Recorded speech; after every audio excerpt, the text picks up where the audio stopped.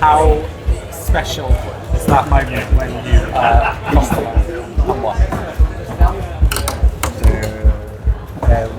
መጨረሻ ሲደርስ ምን ይሰማሻል? አመሰግናለሁ። መጨረሻ ላይ ሲደርስ በጣም ትልቅ ደስታ ነው የተሰማኝ። ደስ አለኝ በጣም ከሩት ስበጥስ በጣም ትልቅ ደስታ ነው የተሰማኝ። So when I crossed the line, I just felt extreme happiness. I was very, very happy to win the race here. Was it always your plan to try to pull away early to avoid maybe a sprint finish, or was that sort of a decision you made in that moment? የውድድ እቅዶች የውድድ ታክቲክ በሚመለከት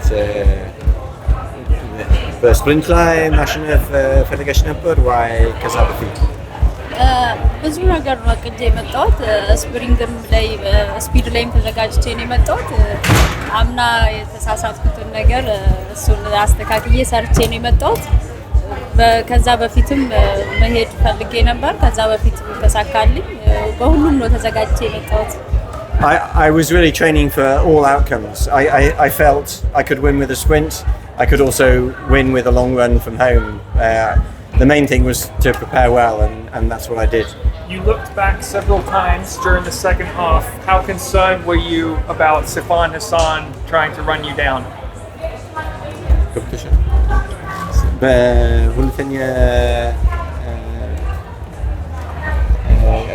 አክል አንዳንድ ጊዜ ወደ ኋላ አየሽ ወደ ሂሳን ስለ ሂሳን አስበሽ ነበር? ፓሪስ ላይ ግሩፔን እየጠበቅኩኝ ተዘናግቼ ነበር። ፓሪስ ላይ የሰራሁትን ስህተት መርገም አልፈለኩም። የተቆረጠው አትሌት ፊት እስኪደርስ ድረስ ስንጠብቅ ነበር ፓሪስ ላይ። ያንን ስህተት አልደገምኩም። ከኋላ ያለውን ነገር ኮንትሮል ማድረግ ስለፈለኩ ነው ስዞር የነበረው። ተሳክቶልኛልም ደግሞ በጣም ማለት መገቱ አለሙ አስበሽ ነበር? ብዙ ጊዜ ሲፋን ከኋላ እየተቆረጠች የምትመጣው ነገር አለ። ያው ተወዳዳሪን አውቆ መግባት ትልቅ ነገር ነው። ኦልሬዲ ፔሲ አልቀነሰም። ነገር ግን ከኋላ ያለውን ነገር ፓሪስ ላይ ያረኩትን ስህተት መርገም ስላልፈለኩ ነው ስዞር የነበረው። ለዛ ነበር ሲፋን ብዙ ጊዜ ተቆርጣ የመምጣት ባህሪ ያላት። Okay, so she was thinking about Sifan, thinking back to Paris, knowing that she was a very keen opponent of hers. So it was very much on her mind, and obviously she realised that Sifan had dropped back the further the race went on.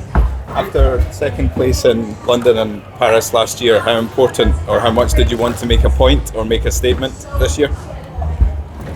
ሁለት ጊዜ ሁለተኛ ከወጣሽ በኋላ ዛሬ ፍላጎት እንዴት ነበር ለማሸነፍ? ዛሬ በጣም ደስተኛ ነኝ። ትልቅ ዝግጅት ነው አድርጌ የመጣሁት። ከፓሪስ በኋላ 8 ወር ነው ትሬኒንግ የሰራሁት።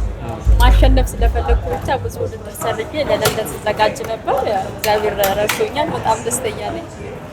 So I really wanted to win today, and after Paris, where I finished second again, I really have trained hard. And so this preparation has been over 8 months, and obviously I'm very happy that it's paid off. You were the runner that made the Pro Evo shoe famous, you know, when you broke the world record before. I just wondered how much they've changed how you run or helped you, maybe in training as well as racing. Obviously ከሁለት ዓመት በፊት በርሊን የዓለም ክብረ ወሰን ስትሰብር ያኔ ጫማ ቴክኖሎጂ ብዙ ትልቅ ነገር ነበረ።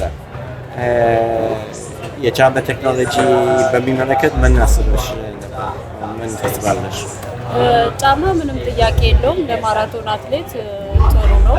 42 ኪሎ ሜትር አስፋልቱን እየመታን ስለምንሄድ ያንን ምት የሚቋቋምልን ጫማ ነው።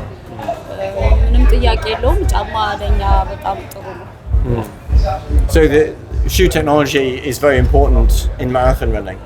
I mean, when you're running 42 kilometers, you need all the protection that you can get, and obviously the new technology in the shoes is definitely helping us.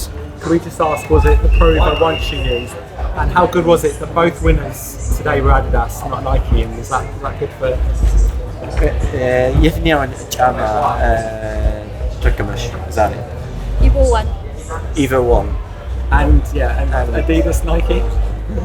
So Sean is saying ወንድ አሸናፊ Adidas Evo 1 Evo 2. Evo 2 ተከማ አንቺ Evo 1 ማለት Adidas ተከመሽ ምን ታስባለሽ? It's a good thing. It's good. ጥሩ ነው ለአዲዳስ? እኔ ተመችቶኛል። Evo 1 አዲዳስ ተመችቶኛል። እኔ ወድጄዋለሁ። Yeah, so I mean, I prefer Evo 1. That's my favourite shoe. Thank you. Thank you. Thank you. Well done.